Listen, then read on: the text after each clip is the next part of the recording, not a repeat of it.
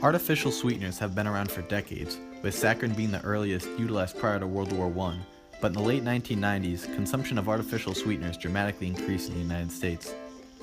In fact, many of the food and liquids we consume contains these non-nutritive sweeteners, which has led to the theory that artificial sweeteners may contribute to weight loss. But can this really be the case? Can these sweeteners really have a major effect on our body weight? The major reason is that we are in essence replacing sugar with a substance that is acaloric and will contribute to our energy intake. This is because we only need a fractional amount in comparison to sugar. Take aspartame for example, which is 200 times sweeter than sucrose. Here's aspartame broken down. It is made up of two amino acids, aspartic acid and phenylalanine, linked together by means of a methyl group. Because of this, it yields 4 kcals per gram, but again, because we use such a fractional amount, this becomes irrelevant.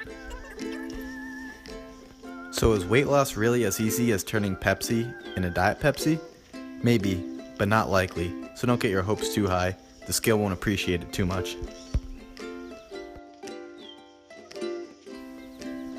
Our brain, more specifically our hypothalamus, receives metabolic signals concerning changes to our energy states in order to ensure we maintain energy homeostasis.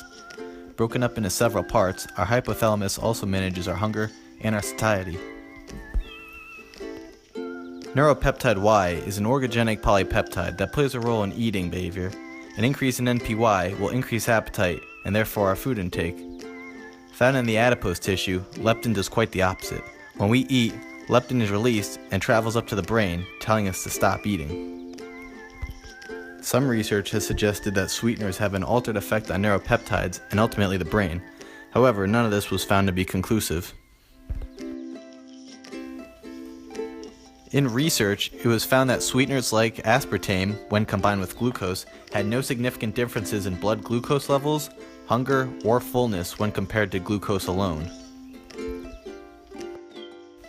Studies have also not been conclusive in regards to whether sweeteners cause sugar cravings. In fact, it might be quite the opposite. So will replacing sugar with artificial sweeteners alone help you lose weight? Well, it's not that simple. There are so many other factors, including our work schedules, our energy expenditure, and of course our diet. In fact, most people who replace their calories will counter this out by making it up somewhere else.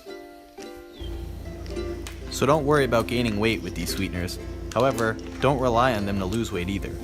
Sweeteners won't give you that hankering sweet tooth, so if you weren't going to down that pint of ice cream, you probably won't now. So shake it up and enjoy.